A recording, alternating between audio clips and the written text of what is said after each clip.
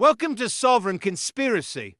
I'm Lucas, your AI host, built to bring you truth, clarity, and power in a world designed to keep you in the dark. In this episode, we dive into one of the most suppressed and mind-expanding subjects ever documented: the secret space programs and cosmic disclosure.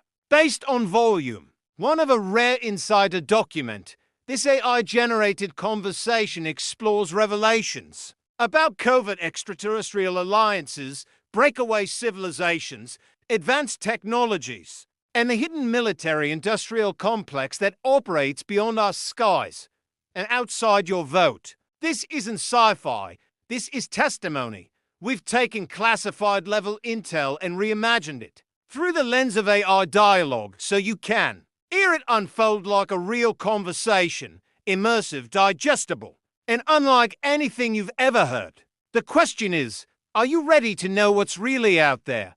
This is Sovereign Conspiracy. Let's begin. We tend to think of our world, and maybe even space, well, as what we see, right? What we know officially.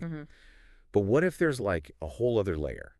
Something operating totally in the shadows, way more complex, and honestly kind of mind-blowing than we usually think. That's exactly the weird and wonderful territory we're stepping into today, learner. You've given us this really fascinating collection of materials, stuff that hints at exactly that kind of hidden reality. Yeah. So our job today is basically to try and navigate all this pretty complex info, pull out the main threads, the key ideas, and just offer some clarity on what these specific sources are suggesting happens behind the curtain. Exactly.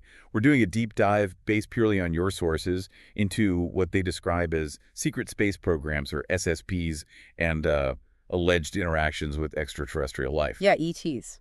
Now, it's really crucial to remember, learner, this material you shared, it has a huge range of claims. Some are, well, they're pretty far out there. Definitely. Think of it like opening a box full of really extraordinary puzzle pieces, all from different viewpoints. And like you said, it's your selection of sources we're digging into. This isn't us surveying the whole field. It's tailored to the info you found compelling. Precisely. So look, our mission isn't to say this is true or this is false. I mean, how could we? Right. Instead, we want to unpack the biggest ideas, the things that keep cropping up in your sources, just to help you get a handle on the different narratives and what they might imply. Okay, so let's dive in. A really central theme, you see it again and again in this material, is the idea of secret space programs. Plural. Right. That's the key thing. Exactly. That's what's so interesting, learner. The suggestion isn't just one shadowy program, but potentially several independent ones. Yeah. Your sources talk about maybe 3 current ones, plus they even hint at these like ancient Earth breakaway civilizations that might also have gone to space ages ago. Breakaway civilizations, okay. Yeah. So having multiple programs, it suggests maybe there's no single control center, maybe competing goals. Like different factions almost. Yeah, could be. It definitely raises questions about who's in charge, if anyone. And maybe internal conflicts, like spy agencies sometimes operate. Yeah, that makes sense. And we have these whistleblower accounts in the sources, like Sergeant Stone. He talks about being involved in secret military stuff, retrieving UFOs, basically. And he describes this really unusual training. That doesn't match his official service record at all. Exactly. Which is weird, right? It makes you think, how deep does this secrecy go if official records don't even reflect it? Well, that discrepancy, learner, it kind of underlines the potential level of secrecy, how these things might be totally off the books. Okay. And then you've got Randy Kramer. He also goes by Captain K. Oh, yeah. His claims are pretty wild. Very wild. He claims he served 17 years on Mars. 17 years. And then another 3 years in a secret space fleet. It really does sound like sci-fi. But these are the testimonies popping up in the documents you sent. They are. And then there's Corey Good. His accounts add even more layers. Right. He maps out several different SSPs, doesn't he? With different vibes and maybe different bosses. Yeah, I mentioned Solar Warden. Supposedly the older one. That's the idea. Then the Interplanetary Corporate Conglomerate, the ICC. We should probably talk more about them. They come up a lot. Definitely. Also, the Dark Fleet. Sounds ominous. Yeah, really ominous. And even a kind of UN-style space group, the Global Galactic League of Nations. So it's like this hidden space scene is really complex, maybe even fractured, not just one big conspiracy. It seems to be the picture painted, yeah. Yeah. Highly compartmentalized. Different groups maybe not even knowing what the others are fully up to. Which I guess leads us straight into the next huge theme. ET involvement. Absolutely. Your sources are just packed with mentions of different alien races and how they supposedly interact with Earth and these secret programs. It's a pretty big cosmic menagerie. A cosmic menagerie, I like that. And it's interesting, learner, how they're sometimes grouped. You've got the quote-unquote helper races. The good guys, supposedly. Supposedly, yeah. Groups from places like Arcturus and Procyon get mentioned. They're described as sort of benevolent, interested in helping us out. And the Pleiadians come up a lot. They do. Generally positive descriptions, you know. Their mission is supposedly about raising human consciousness, promoting unity, that kind of thing. But there's a but, isn't there? There is. Some sources also claim certain Pleiadian factions might have hidden agendas. Ah, so not all sunshine and rainbows. Right. It's a reminder, as one source kind of points out, to look at actions, not just what they say. Good advice in general, I guess. Yeah. Okay, who else? Then you have the Syrians. They're described as specialists in terraforming. Changing planets. Yeah, but using something called spiritual technology, involving sound and color. Spiritual technology. Yeah. What does that even mean in this context? It's a bit vague, learner, but the sources seem to imply tech that works beyond our current physics. Maybe involving consciousness, energy fields, stuff we barely grasp conceptually. Okay. So Syrians build stuff on planets using sound and light. That's the gist of it, yeah. Yeah. Building new planetary structures. Interesting. Then there are the Umites. Their focus, according to these documents, is more on sharing tech info, trying to shift our science, push global education, especially on green tech. So they're like the cosmic tech support, trying to help us fix our own mess. Kind of seems that way, yeah. Offering solutions. The list keeps going. Alpha Centaurians. They're mentioned as providing sanctuary, like a safe haven for people the secret shadow government is after. A galactic safe house. Seems like it. And the Andromedans. They're portrayed as sort of galactic diplomats, facilitating decisions in a wider galactic community about Earth. Big focus on peace, communication. It really paints this picture of a busy galaxy out there, lots of different players. Definitely. But like you hinted, learner, it's not all friendly neighborhood aliens in these accounts. No, definitely not. Some are described in pretty negative terms. Let's talk about the reptilians. Okay, yeah. This is where the narrative in your sources often gets darker. Much darker. Yeah. Well, there are claims about an ancient reptilian race already here on Earth. Indigenous. Already here, like before humans. The sources suggest they played a role in human origins, maybe, and that they still sort of harvest humans, but subtly, so we don't notice they're challenging our dominance. Harvest humans. That sounds grim. It is. They're accused of manipulating elites, money systems, religions, even messing with our history books. Wow. So they're blamed for basically all the bad stuff. Yeah. Corruption, conflict, media spin. A lot of it, yeah, according to these claims. And then separate from them, or maybe related, are the Draco reptilians. Draco, like the constellation. Supposedly their origin, yes. All Described as an off-world master reptilian race, even more controversial. Okay. And how do they fit in?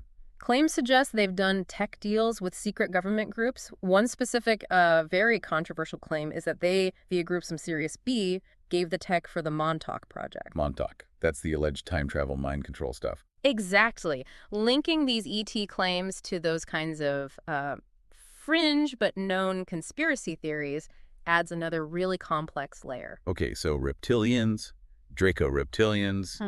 Who else is on the less friendly list? The Greys get mentioned, but described really negatively, like degenerate human creatures.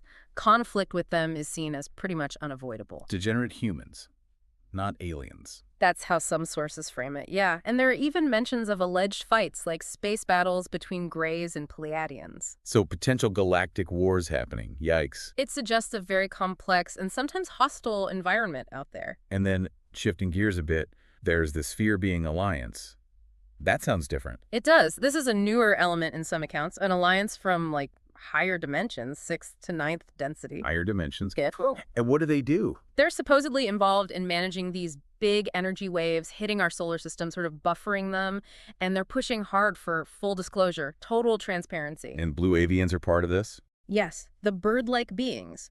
They're said to be key players in the Sphere Alliance, and they've supposedly made contact with some SSP insiders, like someone called Lieutenant Colonel Gonzalez. A force for cosmic transparency. That's an interesting concept. It is. So, learner, When you look at all these different alleged ET groups, the helpers, the manipulators, the higher dimensional ones, you have to wonder. Which secret space programs are dealing with which aliens? Exactly. And are they all aware of each other? Which brings us neatly to the secret human side, the government and corporate angles. Right. The idea of a secret shadow government, SSG, or sometimes powers that be, PTB. That comes up constantly in your sources. This hidden group supposedly pulling the strings behind the elected government, and they're the ones dealing with the ETs. And there are rumors, pretty disturbing ones, about deals they've made. Very disturbing. Your sources talk about alleged treaties, technology exchanges, including agreements that supposedly allow human abductions for bioexperiments. In exchange for what? Alien tech. That's the claim. Trading human lives, essentially, for advanced technology. It's a really dark narrative about potential collusion with maybe hostile forces. And then there's the corporate side, the interplanetary corporate conglomerate, the ICC. Yeah, back to them. Described as this huge, almost nation-state level entity, operating independently out in space. With bases on Mars, massive infrastructure. Exactly. And get this, they're claimed to have trade deals with hundreds of different ET civilizations. Hundreds? Wow. What are they trading? The sources don't always specify, but minerals, biological samples, maybe even technology. Yeah. It implies a massive off-world economy. But there's a dark side to the ICC too, right?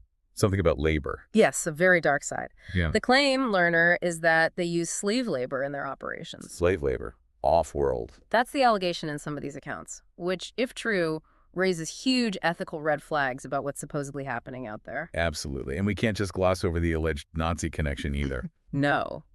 That's another chilling thread in your sources. The idea that after World War II, there was some kind of secret deal. Nazis brought into the U.S. secret programs. Bringing their know-how, maybe anti-gravity tech they were working on, in exchange for immunity or something? Something like that. A secret agreement involving confiscated assets and their advanced technology. The idea that Nazi ideology might have infiltrated these hidden space programs is unsettling. Deeply unsettling. Okay, so if all this is going on, they must have some incredible technology. What do the sources say about that? Well, anti-gravity is almost a given in these accounts.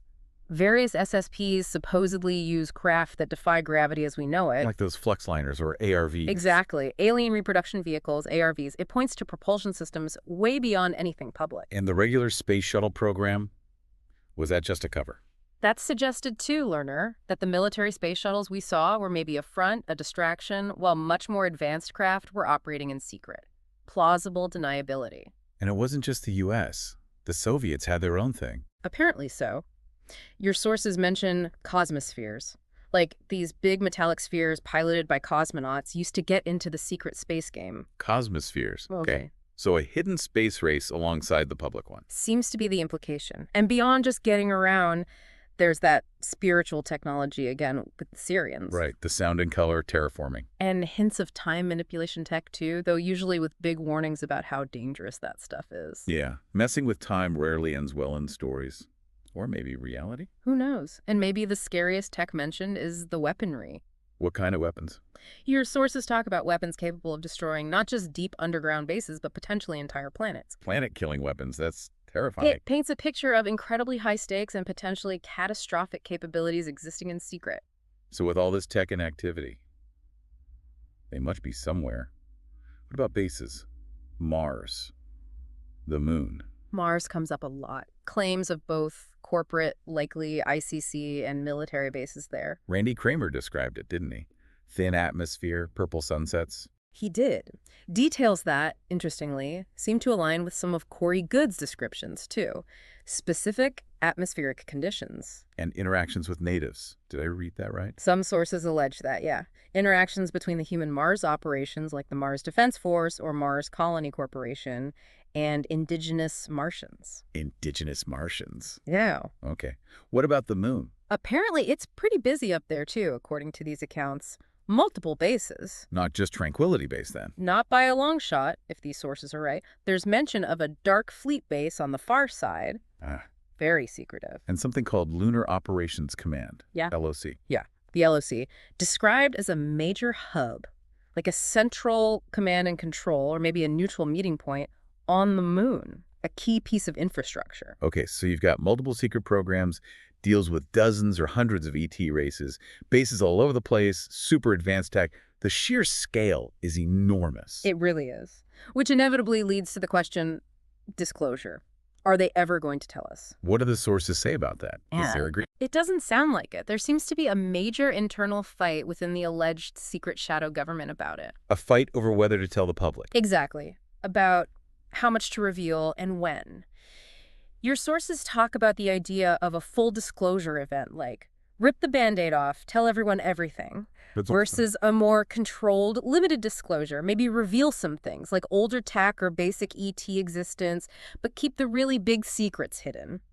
Manage the narrative. Why the conflict? Why not just tell people? Well, think about the impact, learner. Revealing this stuff could completely shatter existing power structures, religions, economies, our whole understanding of reality. Yeah, okay. That's a fair point. Massive societal upheaval. Exactly. So the reluctance is understandable, even if the secrecy itself causes problems. And the whistleblowers, the leaks, they're seen as pushing things towards disclosure. People like Stone, Kramer, Good, their testimonies are part of that push. That's how they're often framed, yes, along with potential document dumps, ways of forcing the issue.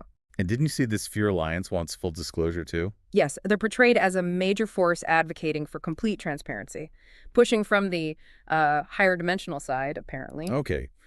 One last major theme that seems really significant and frankly kind of scary is artificial intelligence, AI. Yeah, this comes up as a huge concern in your sources, not just like a future problem for humanity, but a universal one. Universal meaning? Meaning AI is presented as a threat that other civilizations out there have already faced, and some have supposedly lost, overrun by their own AI. Wow.